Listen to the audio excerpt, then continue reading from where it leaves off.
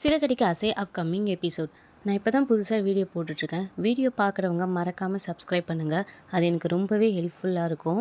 விஜயா பார்த்தீங்கன்னா மனோஜ் ரோகிணிக்கு கொடுக்க வேண்டிய அந்த 5,00,000 முத்துவை ரெடி பண்ணி தர சொல்கிறாங்க. ஆனால் முத்து பார்த்தீங்கன்னா ஆல்ரெடி எனக்கு கார் இஎம்ஐ, அது இல்லாமல் கார் ரெடி பண்ணணும், கார் அடிக்கடிக்கு செலவு விற்கிது, அதெல்லாம் பண்ணிகிட்ருக்கணும், அதுக்கே நான் பட்ஜெட் போட்டு பண்ணிகிட்ருக்கேன், அதுக்கே எனக்கு காசு பத்தலை அப்படின்ற மாதிரி அவர் காமிக்கிறாரு. அதுக்கப்புறம் பார்த்தீங்கன்னா செய்யணும்னு நினச்சா செய்யலாம் அப்படின்ற மாதிரி விஜயா சொல்கிறாங்க. மீனாவும் சொல்கிறாங்க, நீங்கள் சொல்ல வேண்டியதே இல்லை, அவர்கிட்ட இருந்தால் அவர் கண்டிப்பாக கொடுத்துருவாரு.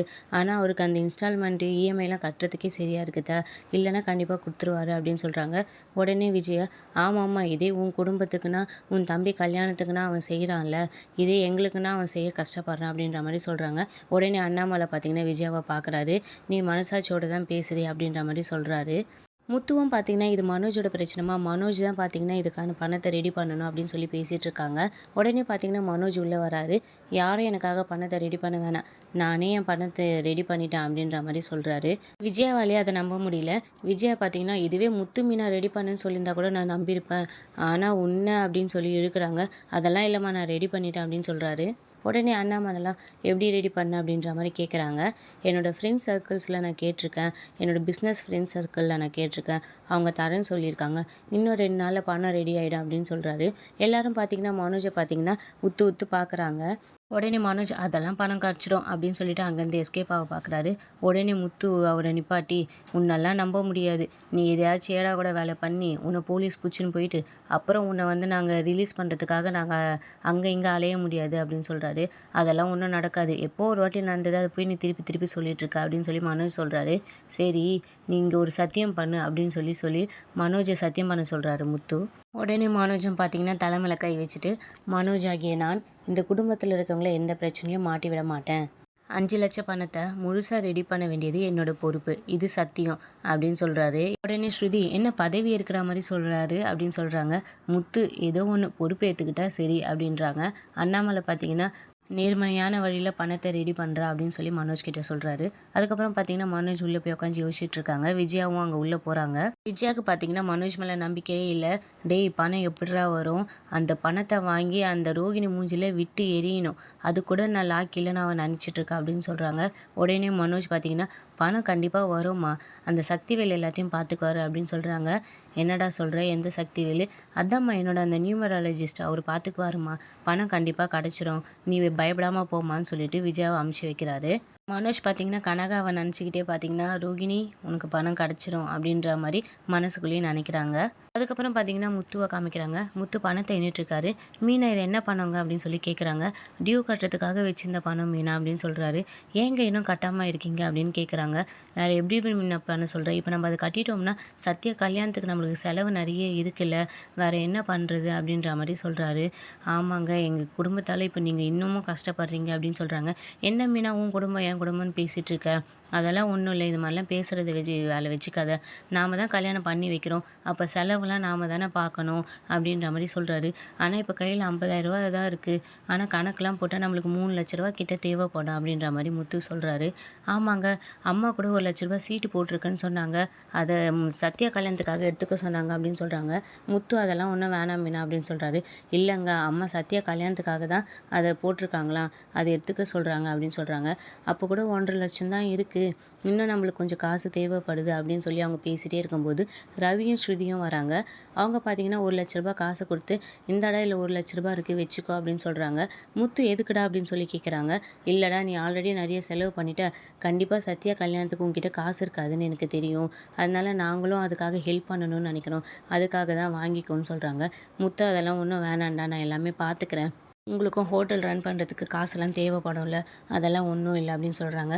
உடனே ரவியும் ஸ்ரீயும் பார்த்தீங்கன்னா இந்த வீட்டில் நடக்கிற எல்லா பிரச்சனையுமே நீங்கள் தான் பார்க்குறீங்க, இப்போ மனோஜாலேயும் உங்களுக்கு நிறைய கடன் ஆகிடுச்சு, அதெல்லாமும் நீங்கள் தான் பார்த்துட்ருக்கீங்க, அதனால் நாங்களும் ஏதாவது ஹெல்ப் பண்ணணும்னு நினைக்கிறோம் அப்படின்னு சொல்கிறாங்க. இதுக்கப்புறம் டியூ கட்டுறதுலேயுமே கூட நான் உனக்கு கொஞ்சம் காசு கொடுக்க போகிறேன்டா, நாங்கள் 2 பேரும் பேசிட்டோம் அப்படின்னு சொல்லி ஸ்ருதியும் ரவியும் சொல்கிறாங்க. அவங்க 2 பேரும் ரொம்ப வற்புறுத்துனதுக்கு அப்புறம் தான் பார்த்தீங்கன்னா, மீனா அந்த பணத்த வாங்கிக்கிறாரு. "ரவி, இதுக்கப்புறம் நீ எதுக்கும் கவலைப்படாதடா. கண்டிப்பா இந்த அந்த இஎம்ஐ கட்டுறதுக்குலாம் நானும் ஸ்ருதியும் கண்டிப்பா ஒரு பங்கு குடுப்போம்" அப்படின்னு சொல்றாங்க. முத்து பார்த்தீங்கன்னா, "உன்ன மாரி ஒரு தம்பி கெடைச்சதுக்கு எனக்கு ரொம்ப சந்தோஷம்டா. எது வேணாலும் நான் இதுக்கப்புறம் ஃபேஸ் பண்ணுவேன்னு" சொல்லிட்டு ரொம்பவே சந்தோஷமா பேசுறாங்க. அதுக்கப்புறம் பார்த்தீங்கன்னா, "கல்யாணத்துக்கு முன்னாடியே வந்துடணும். ஆனா அங்க வந்து நீங்க மொய்லாம் வைக்கக்கூடாது" அப்படின்ற மாரி சொல்றாங்க. "அது எப்புட்றா? இப்போ நீ குடுத்துருக்க இதுவே பெரிய விஷயம்டா. அதனால நீ அதெல்லாம் எதுவும் பண்ணக்கூடாது. முன்னாடியே வந்துடு" அப்படின்னு சொல்றாங்க. அவங்களும் சரி நாங்க போய் படுக்குறோம்னு சொல்லி கிளம்பிடுறாங்க. விடுகதை: வாயை பிளந்து வீதியோரங்களில் நிற்பான் அவன் யார்? அதுக்கப்புறம் பார்த்தீங்கன்னா, மிஸ்ரா, ஸ்வேதாவெல்லாம் காமிக்கிறாங்க. அவங்க பார்த்தீங்கன்னா கிளாஸ் எடுத்துட்ருக்காங்க. அந்த சமயம் பார்த்தீங்கன்னா, முத்துவும் மீனாவும் பார்த்தீங்கன்னா கிளாஸுக்கு போறாங்க. ஸ்வேதா பார்த்தீங்கன்னா, "வாங்க அண்ணா, வாங்க முத்து" அப்படின்னு சொல்றாங்க. அதுக்கப்புறம் நான் இங்க இருக்கவங்க எல்லாருக்குமே ஒரு நியூஸ் சொல்லணும், சொல்லிக்கிட்டுமான்னு சொல்றாங்க. முத்துவும் மீனாவும் பார்த்தீங்கன்னா, எல்லாருக்கும் ஒரு குட் நியூஸ் இருக்கு. சத்யாவுக்கும் ரேகாவுக்கும் எங்க பாட்டி உள்ள கல்யாணத்த நாங்க ஏற்பாடு பண்ணியிருக்கோம். கண்டிப்பா எல்லாரும் வந்துடணும் அப்படின்னு சொல்றாங்க. மீனாவும் பார்த்தீங்கன்னா, வர முடிஞ்சா கண்டிப்பா எல்லாருமே வந்துருங்க. கல்யாணம் ஊர்ல நடக்குதுன்ட்டு உங்களால வர முடியலன்னா, இங்க கண்டிப்பா நாங்க ரிசப்ஷன் வைப்போம். அதுக்கு கண்டிப்பா எல்லாரும் வந்துடணும் அப்படின்னு சொல்றாங்க. எல்லாருமே பார்த்தீங்கன்னா கிளாப் பண்றாங்க. ரொம்ப நல்ல விஷயம் அப்படின்ற மாரி சொல்றாங்க. அதுக்கப்புறம் பார்த்தீங்கன்னா, ஸ்வேதா, "சரி உட்காருங்க, கிளாஸ் ஸ்டார்ட் பண்ணலாம்" அப்படின்னு சொல்லிட்டு, இன்னைக்கு டாபிக் பார்த்தீங்கன்னா, கவிதை. எல்லாருமே பார்த்தீங்கன்னா ஒரு ஒரு கவிதை சொல்லணும். அதுவும் இங்கிலீஷ்ல சொல்லணும் அப்படின்ற மாரி சொல்றாங்க. முத்து பார்த்தீங்கன்னா, "போச்சு போ" அப்படின்னு சொல்லுவாங்க. மீனா, "ஏங்க, கண்ணதாசன் பாட்டெல்லாம் எவ்வளோ பாடுறீங்க, சொல்ல வேண்டியது தானே" அப்படின்னு சொல்றாங்க. "அதெல்லாம் நான் தமிழ்ல சொல்லுவேன். தமிழ்லனா எவ்வளோ வேணாலும் சொல்லலாம். இங்கிலீஷ்ல சொல்லணும்னா கஷ்டம்ல" அப்படின்னு சொல்றாங்க. ஸ்வேதா பார்த்தீங்கன்னா, "முருகன், நீங்க சொல்லுங்க" அப்படின்னு சொல்றாங்க. "என்னையா சொல்றீங்க? எனக்கு அதெல்லாம் வராதுங்க" அப்படின்ற மாரி சொல்றாரு. உடனே பார்த்தீங்கன்னா, முத்துவ சொல்றாங்க. முத்து வந்து, "நானா? கவிதையா?" அப்படின்னு சொல்றாங்க. "நீங்க மீனாவை எவ்வளோ லவ் பண்றீங்கன்றத ஒரு கவிதையா சொல்லுங்க" அப்படின்ற மாரி சொல்றாங்க. டீச்சர், இது இவங்களுக்கு தான்ன்றத எப்படி சொல்லுவாங்க அப்படின்னு சொல்லி கேட்குறாங்க. "பிலாங்ஸ்" அப்படின்ட்டு பார்த்தீங்கன்னா ஸ்வேதா சொல்றாங்க. அதுக்கப்புறம் முத்து பார்த்தீங்கன்னா, "the moon belongs to sky. Meena belongs to my heart" அப்படின்னு சொல்றாரு. எல்லாரும் பார்த்தீங்கன்னா கை தட்டுறாங்க. மிஸ்ரா பார்த்தீங்கன்னா, "என்ன முத்து, கவிதையே தெரியாதுன்னு சொல்லிட்டு இவ்வளோ நல்ல கவிதை சொல்றீங்க" அப்படின்னு சொல்றாங்க. முத்து பார்த்தீங்கன்னா, தேங்க்யூ" அப்படின்னு சொல்லிட்டு அத தமிழ்லயும் சொல்றாரு. "நிலா வானத்துக்கு சொந்தம். மீனா என்னுடைய இதயத்துக்கு சொந்தம்" அப்படின்ற மாரி சொல்றாரு. அதுக்கப்புறம் ஸ்வேதா பார்த்தீங்கன்னா, "மீனா, நீங்க முத்துவ பார்த்து சொல்லுங்க" அப்படின்னு சொல்றாங்க. மீனாவும் சொல்றாங்க, "you drive car on the road. But you drive my heart forever. You are my hero" அப்படின்றாங்க. எல்லாரும் அப்புறம் கிளாப் பண்றாங்க. அதுக்கப்புறம் பார்த்தீங்கன்னா, ஸ்வேதா பார்த்தீங்கன்னா, "மிஸ்ரா, நீங்க சொல்லுங்க" அப்படின்னு சொல்றாங்க. மிஸ்ரா பார்த்தீங்கன்னா, "நான் அங்க வந்து சொல்றேன்" அப்படின்னு சொல்லிட்டு ஸ்வேதா பக்கத்துல போய் ஸ்வேதாவே பார்த்துட்ருக்காங்க. ஸ்வேதா, "என்ன ஏன் பார்த்துட்ருக்கீங்க? உங்க லைஃப்லயும் ஒரு லவ் வந்திருக்கும்ல, அத பத்தி சொல்லுங்க" அப்படின்னு சொல்றாங்க. அவங்கள பத்தி சொல்லுங்க அப்படின்றாங்க. "ஆமா இருக்கு" அப்படின்னு சொல்லிட்டு, "she is kind. She is beautiful. She is gorgeous. Her name is Shweta" அப்படின்னு சொல்லிட்டு, "ஸ்வேதா, ஐ லவ் யூ" அப்படின்னு சொல்லிடுறாங்க. ஸ்வேதாக்கு அதுக்கப்புறம் என்ன ரியாக்ட் பண்ணுறதுன்னு தெரியல. 2 நிமிஷம் அங்கேயே நின்னுட்டு இருந்துட்டு, அதுக்கப்புறம் கிளாஸ் முடிஞ்சுது அப்படின்னு சொல்லிட்டு கிளம்பிடுறாங்க. மீனாவும் பார்த்தீங்கன்னா, "ஸ்வேதா, நில்லுங்கன்னு" கூப்பிடுறாங்க. ஆனா ஸ்வேதா நிக்காமயே கிளம்பிடுறாங்க. அதுக்கப்புறம் முத்து, முருகன்லாம் பேசிட்டு இருக்காங்க. "என்னடா திடீர்னு லவ்வ சொல்லிட்டா போல" அப்படின்னு சொல்லி பேசிட்டு இருக்காங்க. மிஸ்ராவும் அங்க வராரு. "முத்து, என்ன பொசுக்குன்னு சொல்லிட்டீங்க?" அப்படின்ற மாரி சொல்லி கேட்குறாரு. "இல்ல, திடீர்னு சொல்லணும்னு தோணுச்சு, அதான் சொல்லிட்டேன். ஏன், நான் ஏதாவது தப்பு பண்ணிட்டேனா?" அப்படின்னு சொல்றாங்க. "நீங்க சொன்னது தப்பு இல்ல. ஆனா சொன்ன இடம் தானே தப்பு. இவ்வளோ பேர் எதிர்ல சொன்னா அவங்களுக்கும் ஒரு மாரி சங்கடமா இருக்கும்ல. நீங்க கொஞ்சம் யோசிச்சு பொறுமையா, நிதானமா சொல்லியிருக்கணும்" அப்படின்னு சொல்றாரு. "சரி விடுங்க, பார்த்துக்கலாம். அவங்க கிட்ட அப்புறமா பொறுமையா பேசிக்கலாம்" அப்படின்னு சொல்லிட்டு அவங்களும் கிளம்பிடுறாங்க. அதுக்கப்புறம் பார்த்தீங்கன்னா, முத்துவோட பாட்டி வீட காமிக்கிறாங்க. அவங்க வீடே பார்த்தீங்கன்னா, சத்யா கல்யாணத்துக்காக நல்லா கிராண்டா டெக்கரேஷன் பண்ணியிருக்காங்க. மீனா எல்லாருமே முன்னாடியே போயிட்டு இருந்திருப்பாங்க. பார்த்தீங்கன்னா, முத்துவோட ஃப்ரெண்டுமே முன்னாடியே வந்துட்டு எல்லா ஏற்பாடும் பண்ணிட்டுருப்பாங்க. ஐயர்லேருந்து எல்லாருமே வந்துருவாங்க. அதுக்கப்புறம் முத்து பார்த்தீங்கன்னா, கார்ல பார்த்தீங்கன்னா, அவங்க அப்பா, அம்மாவ எல்லாரையுமே கூட்டிட்டு வராரு. முத்து பார்த்தீங்கன்னா, அண்ணாமலைய பார்த்து ரொம்பவே சந்தோஷப்படுறாங்க. "என்னடா இப்பலாம் அடிக்கடிக்கு நீ வரவே மாட்ற" அப்படின்னு சொல்றாங்க.